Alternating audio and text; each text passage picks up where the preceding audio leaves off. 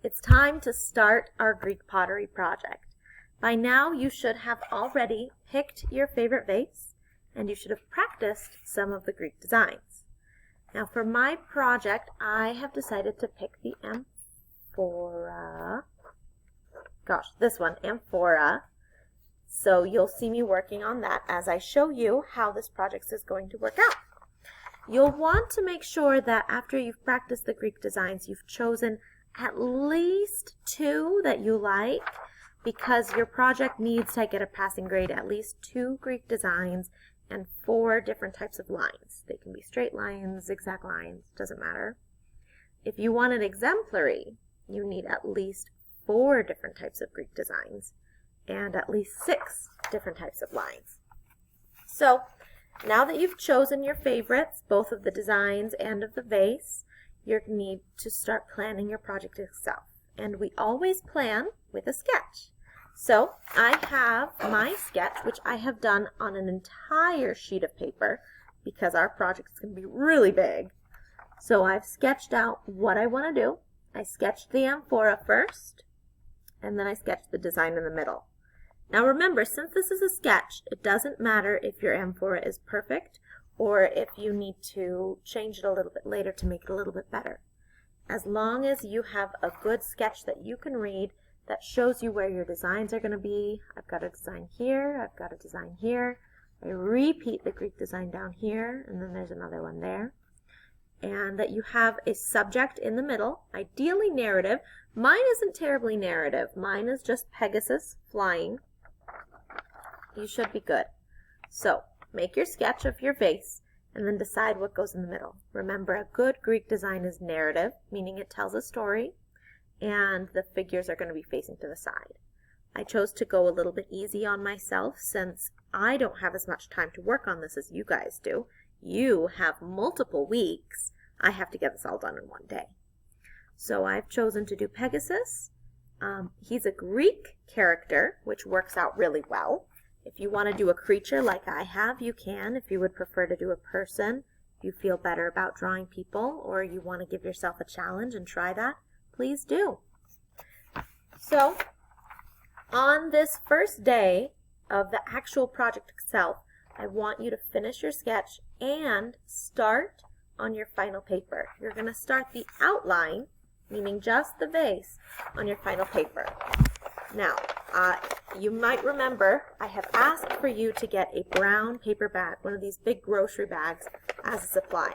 We're not going to use the side that says Winco. We're going to use the back. I've already started drawing on it. And this is the size I'm going to do. Let's turn it upside down so you can see better. This is the size I'm going to do. Very big. But if you've decided that you want yours to be even bigger, maybe you want to make a life-size Lotrafus, or a life-size Lebes Gamikos, you can. These little guys, remember this is common shapes and comparative sizes. So the bigger ones are up at the top and the sides. If you want to do a big one, what you can do is take your bag and then put your scissors and cut along the side right here. And then once you've cut along the side, you can cut along the bottom itself so that you almost take this bottom flap out, which then allows you to open it up to a very large size. This is, let me show you along the computer. Oh, goes past my desk. Here's the bottom, all the way to the top. It's very big. That would make a really fun, big, long project if you want to give yourself a challenge and fill up some time. I'm not going to grade you based on the size of your project, though. That's just because I like having options for you to choose from. So, choose your size, and then get your project ready. Now, this paper is your final paper, which means it needs to look a little nicer than your practice. A lot of my 6th graders find that one of the hardest things about making their vase satisfying is that they struggle with symmetry. Now, some of these vases aren't symmetrical. The oinicho, not symmetrical. And then some of them are mostly symmetrical with a little bit of addition, like the lequitos. If you are going to do anything else, though, there's a little easy trick to make sure that you can get it. And here it is. Save yourself time, save yourself stress, and only draw half the vase. Now, I've done both halves because I forgot this little trick, but I went ahead and I redrew my sketch on my paper. Please note I've moved ahead and I've already drawn it in. For this first day, you just need to draw half of your vase. And then you can use your scissors. You can fold your paper in half.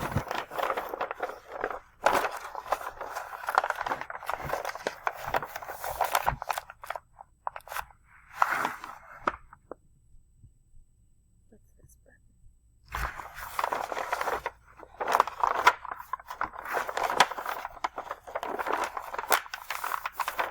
And then cut along 1/2 of your vase.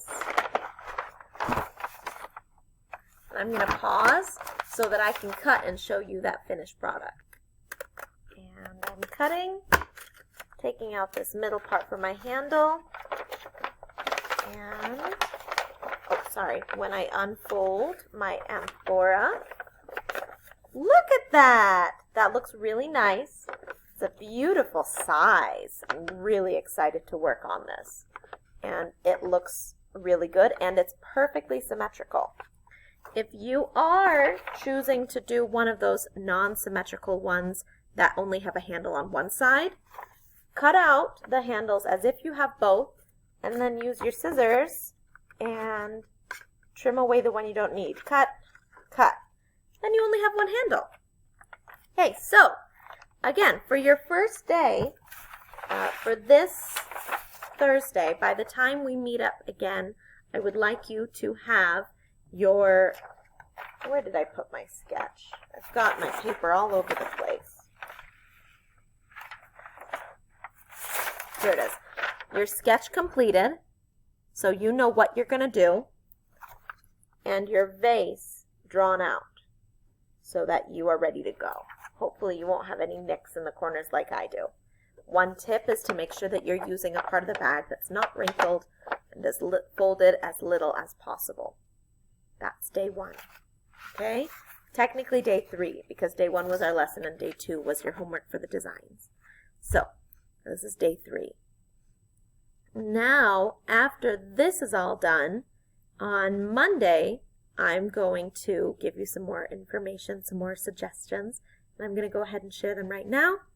Monday is the day where you draw your designs on your vase itself. Go ahead and draw them out. Put them in. Draw your designs and decor. If you don't finish, guess what? After Monday, we're going to take a big long break because our kids at school are going to be doing something with their project that you're not doing at home that requires them to wait for it to dry and take some time and things like that. So for your time to draw, you actually have an entire extra week to draw.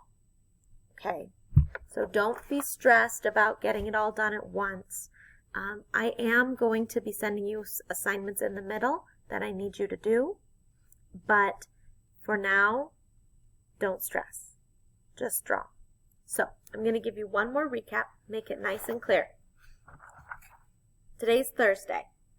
You should be sketching and creating the outline. Get this done today, tomorrow, maybe over the weekend if you choose to. And then next week, take the sketch and redraw it on here with pencil. And that's all I want you to do for the coming week. If you have any questions, please ask me, and hopefully this video helped you out.